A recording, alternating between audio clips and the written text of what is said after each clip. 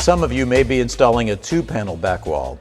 When you set a 2-panel wall, dry fit both panels in place to ensure a proper fit. Then make a plumb line by measuring out the midpoint of the wall and using your level to draw a straight line. Since 2 panels together measure 60 inches, we're putting our plumb line at the 30-inch mark. If you don't have any cutting or modification to do, you can begin fastening the panels to the wall using silicone adhesive.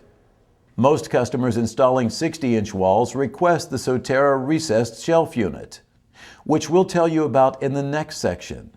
In the meantime, put the first panel in place.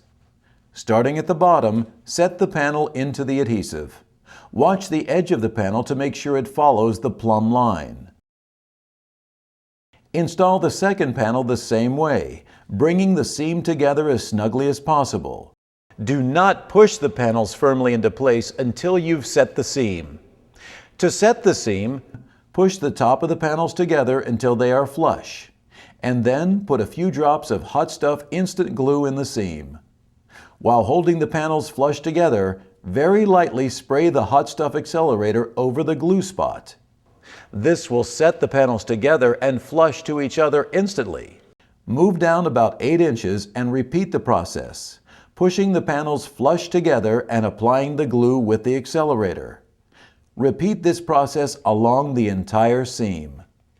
After you've set the seam, run your level across the 2 panels horizontally, not vertically, to push out any bows. Once the 2 panels are firmly in place, go back and flatten them vertically. Even though the walls look straight, you'll want to check each corner so you don't have to come back and scribe the sidewall panels later.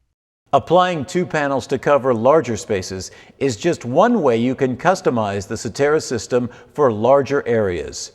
For more ideas, contact your Sotera training representative.